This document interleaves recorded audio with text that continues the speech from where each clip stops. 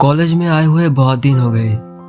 जितना भी कोशिश कर लूं, पर आजकल क्लास में नींद आ ही जाता है, और ऊपर से ये दोनों लव बर्ड्स। बट ऐसा बिल्कुल नहीं है कि इन सब से मुझे जेलसी हो रहा है, पर मुझे तो इन लोगों पर तरस आ रहा है। इन लोगों को देखकर मुझे मेरी पहले की बातें याद आ जाती है। ये बात तब की है जब मैं कॉलेज फर्स्ट ईयर में था। तब मुझे एक लड़की पर क्रश आ गया था, पर कौन थी वो, कैसी थी हमारी कहानी, कुछ भी हो, वो लड़की थी बहुत ज्यादा प्यारी। वो इमोशन, वो एहसास कुछ अलग ही था।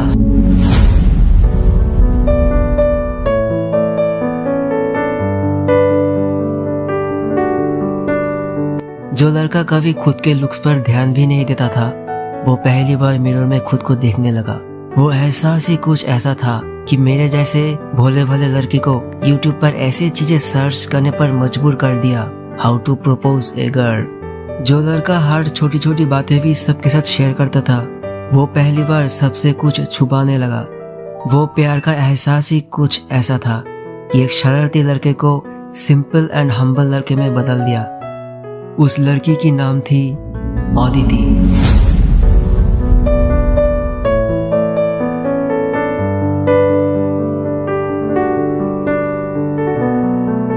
अदिति ही वो लड़की थी जो मुझे ये एहसास कराया कि किसी को खोने की भी कोई डर होती है।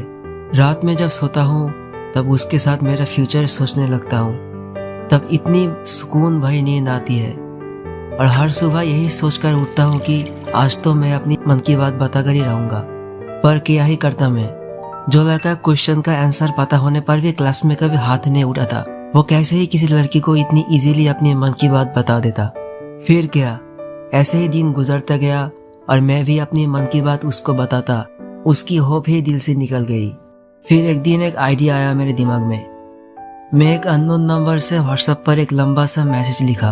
वहाँ मैं अपनी मन की हर बातें डिटेल करके लिखा। उसको लेकर हर एक फीलिंग्स के बारे में लिखा, एंड उस मैसेज को अदिति की नंबर पे सेंड कर दिया। फिर रिप्लाई का इंतजार करते करते सो गया। फिर सुबह उठ के जब फोन चेक किया तब देखा व्हाट्सएप पे अदिति की एक रिप्लाई आया हुआ था। फिर मैंने व्हाट्सएप ओपन किया। अदिति ने एक वॉइस मैसेज दे रखी थी। जैसे ही मैंने वॉइस नोट को सुना, मेरे पैर के नीचे से तो जमीनें खिसक गई।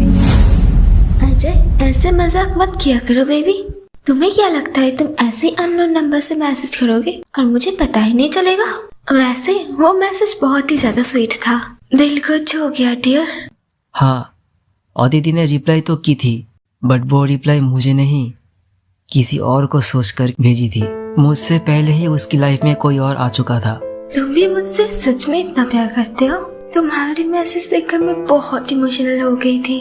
अरे कौन सा मैसेज, किसकी बात कर रही हो तुम? अजय, मुझे झूठ मत बोलो।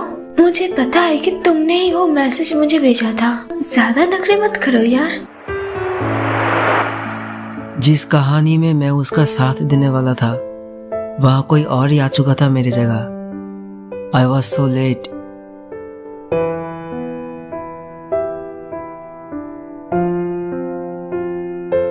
और अब जब ये सब बातें याद आती है तो यही सोचता हूँ कि यार मैं कितना ही बुद्धू था।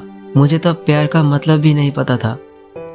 मैं अब खुद को लकी समझता हूँ, क्योंकि उसे खोने की दर्द की वजह से ही मैं प्यार का असली मतलब समझ पाया। शायद अगर उस वक्त मुझे अदिति मिल गई होती तो मैं कभी प्यार का असली मतलब समझ नहीं पाता, और मैं भी इन लोगों के तरह ही फेक रिलेशनशिप्स, GF-BF इन चीज़ों के चक्कर में ही फंसा रहता। I want to thank Aditi, क्योंकि उसके वजह से ही मैं ये जान पाया कि असली प्यार सिर्फ उससे हासिल करने से नहीं मिलता। उसके बिना भी उसके यादों को पकड़कर जीना ही असली प्यार होता है। और अब जब मैं उसके बारे में सोचता हूँ तो दिल में सिर्फ उसके लिए ये दुआ ही रहता है कि वो बस खुश रहे और मुस्कुराते रहे, भले ही वो मेरे लिए ना हो। तो यही थी मेरी कहानी की एक छोटा सा पार्ट। बाकी का भी बताऊंगा। अच्छा लगा हो तो लाइक कीजिए, एंड आपकी भी ऐसी कोई कहानी है तो जरूर कमेंट कीजिए एंड शेयर कीजिए।